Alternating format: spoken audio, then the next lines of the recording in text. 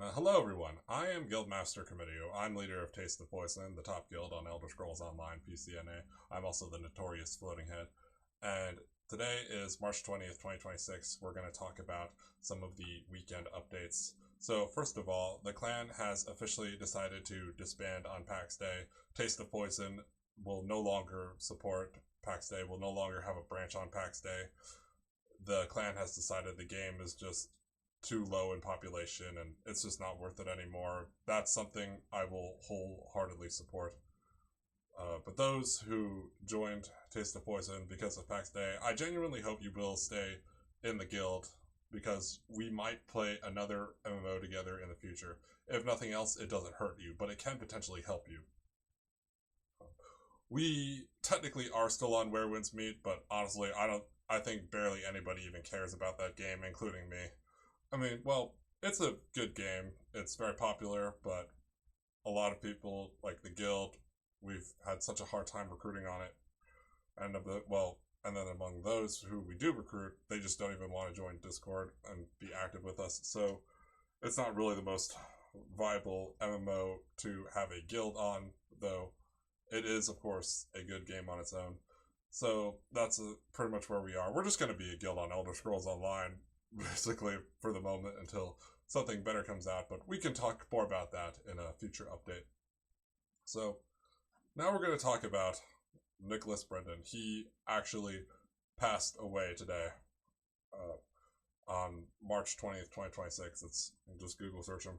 And on one hand, I am feeling kind of upset about it because, for those who don't know, I was always a huge fan of Buffy the Vampire Slayer and Angel. But on the other hand, I know things about his criminal past. He was an actor who was arrested multiple times, and I'm not going to say what specifically, but we all know the kinds of things that he was actually arrested for. It's like, okay, bye.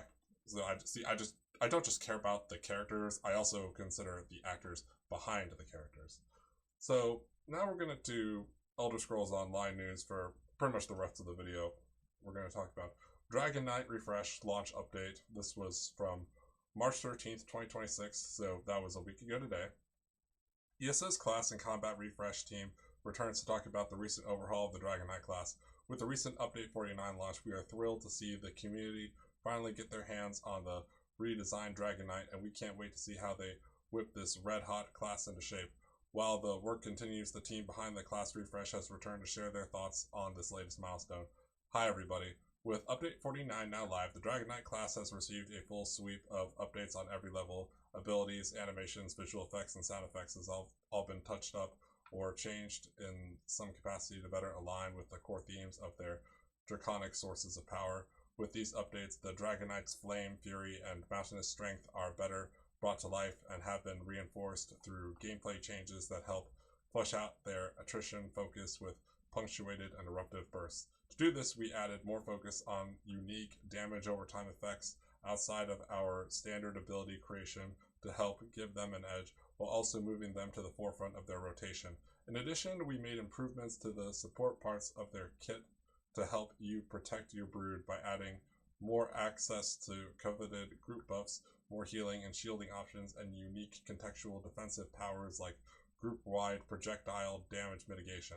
We've also moved away from having a sustain to be a natural weakness of the Dragon Knight. Instead, we moved to self-reinforcing solutions to help mitigate poor resource management. This includes reworked abilities like Core of Flame, which help you most when you're low over the course of extended combat, while keeping key highs like the Storm Voice originally Battle Roar.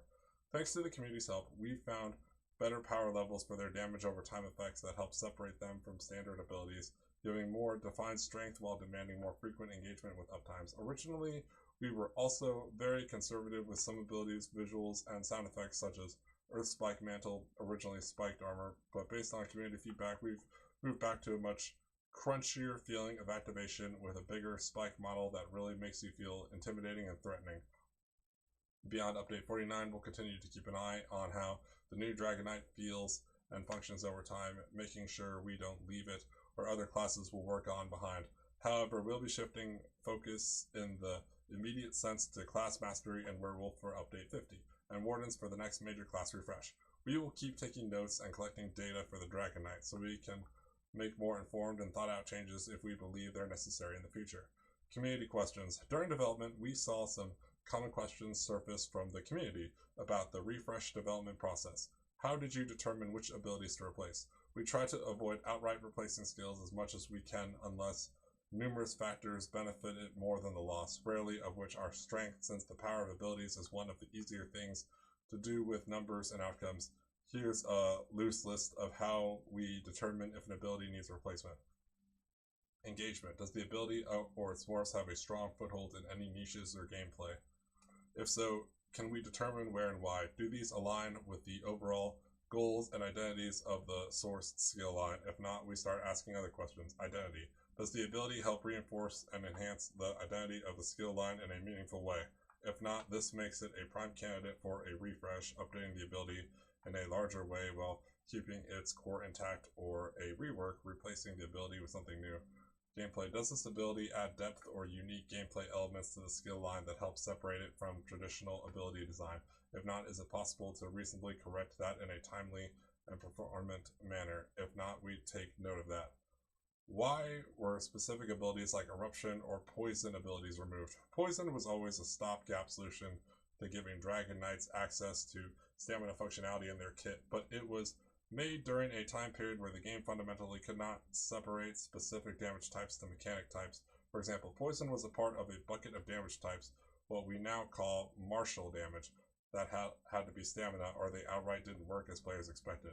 When we were looking at the refresh, we found that trying to continue keeping this identity and extrapolating upon it would have been meant losing even more abilities, while also not really aligning with the core themes of the Dragon Knight. Eruption being removed is a multi-layer reason. Lower engagement and lack of strong gameplay enhancements to the rest of the Dragon Knight kit, plus it ultimately didn't fit into the skill reshuffle where we're actively trying to decentralize too much power for any singular role.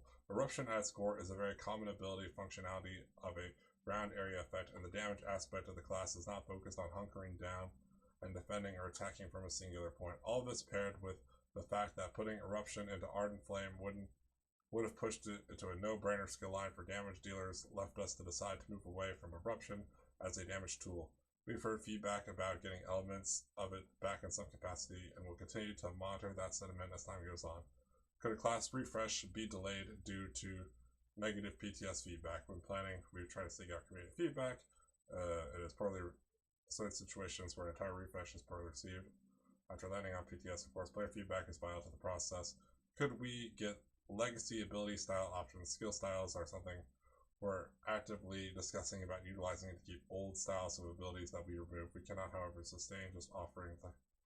For example, if we introduce legacy behaviors of the visual sides, but they begin to break over time due to code changes or ability reworks, okay. Will champion points be adjusted based on the class refresh changes? We do not have plans. I think some visual effects is too distracting. Could we get some to tone them down? Visual clarity has been a long-standing. We're actively investigating. How do you keep the class that you're working on in balance with the others? Each class refresh is using the same paradigms in their design process that help provide goalposts for us to move toward, giving us a North Star as a guide. We pair that with player feedback to make sure our changes navigate us to places people want to be and not just where we want to go. Once again, many thanks to the ESO community. Okay, cool. Moving on. So this was from 4 days ago. Unleash the fury of the regatta with Warrior Wave Crown Crates. See, it's a Warrior Wave Crown Crates. Whatever. New Warrior Crown Crates arrived this Thursday, March 19th at 10 a.m. So that was yesterday as of filming.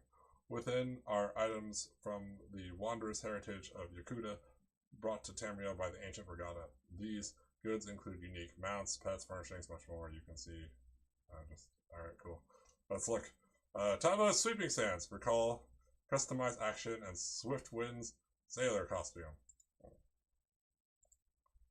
see if we can blow these up a bit here. So, okay, so that's a new teleport, and then that's a new costume. Yeah, I guess both those look cool. Tava's glinting talent skin and lightning form celestial warrior skill style. Should Ruptga smile upon you, you may be blessed with the fortune to find a rare and precious radiant apex stone. Hold on, let's magnify this a bit here. Ah, it's a new skin. That's cool, I guess.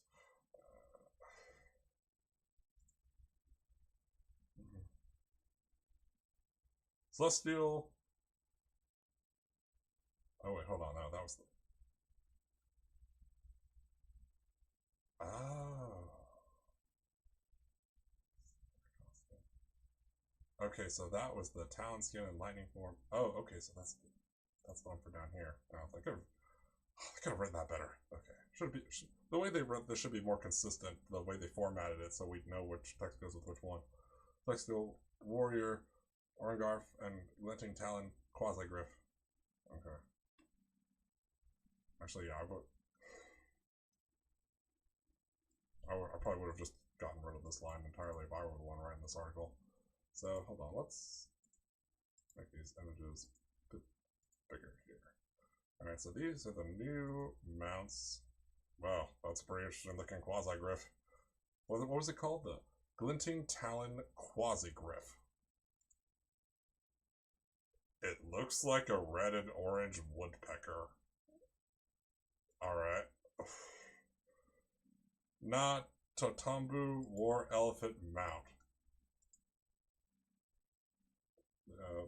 That's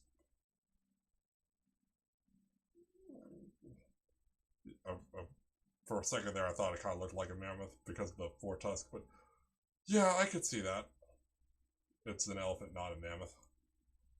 Alright, Warrior Wave Crown Crates will be available in 1, 4, 15, 25 crate bundles in addition to a unique 25 crate offering called the Warrior Wave Crate Bundles, which is available as a one-time purchase only in addition to the crate.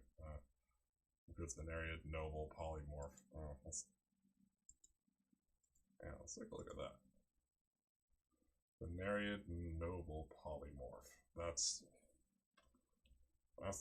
interesting looking, I guess. Doesn't look like any Nereid I remember seeing in game. Do any of you remember seeing this? Please let me know in the comments.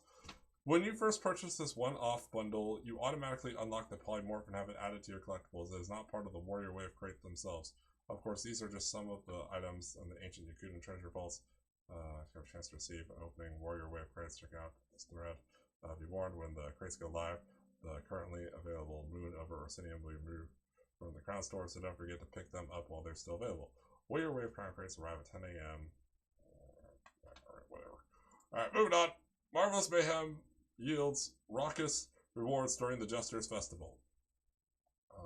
March 20th, 2026. Please note that the trade bars and merchants sections have been updated to clarify the trade bards must be exchanged with the impresario merchant to acquire Jesters Festival event rewards. Madness and Merriment. Jesters Festival returns. It begins at 10 a.m. on March 25th and will continue until April 2nd, 2026. Okay, so that is about 5 days from now.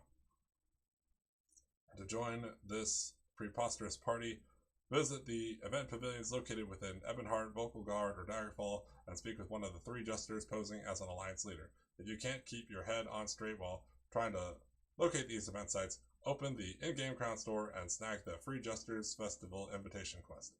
After completing the introductory quest, you'll receive the Scrumptious Pie of Misrule memento reward, which can be found in the memento section of your collections. As delectable as this pastry is, it's not necessary to take advantage of the 100% XP buff, as this bonus is passively shared to all participating adventurers. Still, you'd have to be madder than a jester to refuse a bite of this tasty treat. Procure preposterous prizes. Okay, blah, blah, blah. Yeah, we've seen those. Cherry Blossom, Revelry Pies, blah blah blah. What a foy. Random unbound page. Yeah, that's cool, whatever. Got a surprise block on the door, whatever. One Bad Night style.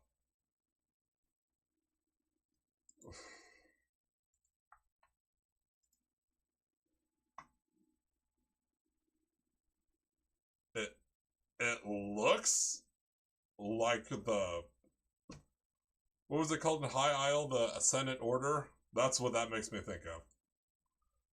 And in addition to the rewards highlighted above, the Stupendous Jesters Festival box also has the chance to contain the following. Okay. A Thorn's Bite Withersteed Mount. Hold on. Oh, we can make. Oh, okay. Okay. Yeah. Looks cool, I guess. Anybody want that? I personally don't think I have a need for it. Additionally, you can pick up the Jesters Festival event decorations showcased above by visiting any three Alliance capitals, Alador, or Vivec City, and using gold to purchase these furnishings from the holiday achievement vendors. Alright, trade bars and merchants. Event tickets are out, and trade bars are in, and the Empress Sarah is more than happy to accept new currency for event goods to get all three sanguine bat pet fragments. Whatever. Roseblood Wings Recall. This ought to be interesting. What does this look like? Oh, I'm confident that some of you are definitely going to be very, very, very into that. In addition to the above items, following trade bars, Indrik feathers, Indrik pet, whatever. Okay.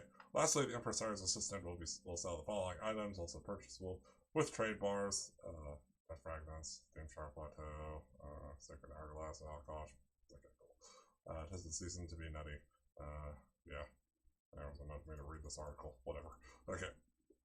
So that's pretty much what we got going on right now in the weekend update. If y'all have anything y'all want to discuss, you can either DM me on Discord, you can send me a ESO mail, or you can drop a comment in the comment section of this video. Beyond that, have a corrosively wonderful day, and I will see you in my next video.